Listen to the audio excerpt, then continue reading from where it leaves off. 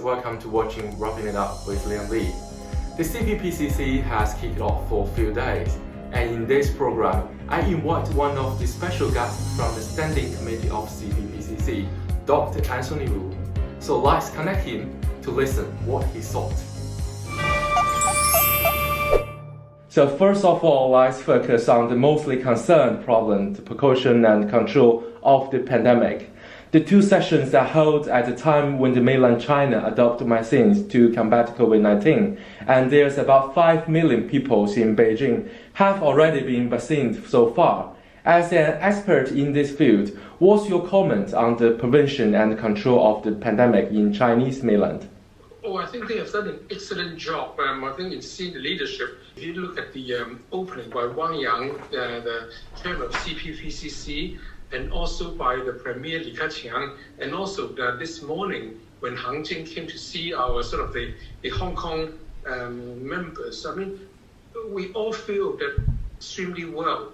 And in fact, when Hang Jing described the challenges we had during the two sessions last year, we really couldn't know whether we could have a positive GDP growth.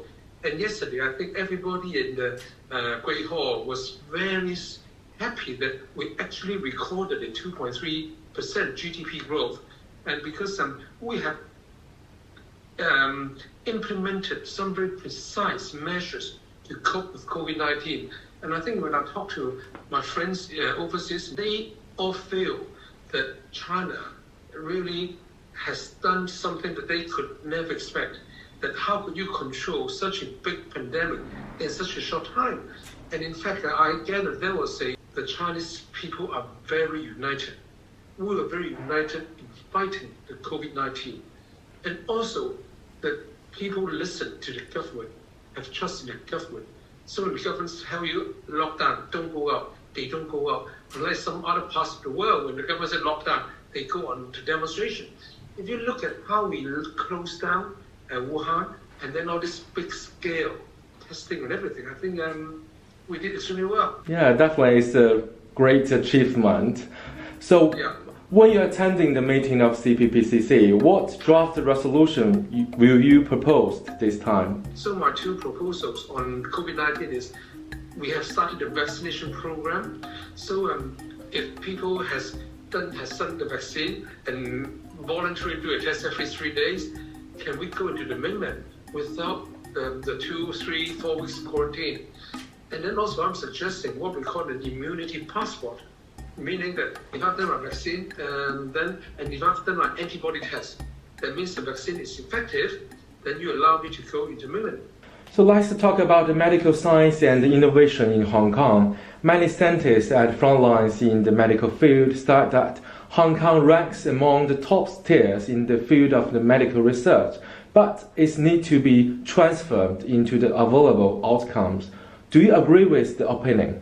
I think that is sort of a problem that Hong Kong is facing right now. For example, if I am a very good professor or a scientist, if I've invented a new drug, where can I do the test? I can't do it in Hong Kong. We only have 7 million people. But it's a Greater Bay Area when you have 70 million people.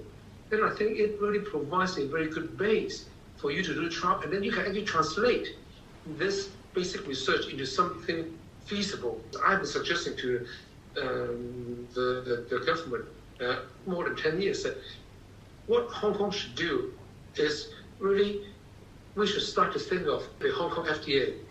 Because we have the top people and we have good labs, but we don't have the legislation for new drugs to be approved in Hong Kong. All you need to do is to be approved by FDA. If we start looking at how we're going to build a Hong Kong FDA in 10 years' time, it is really an industry, it's a pillar of industry that we should be embarking on.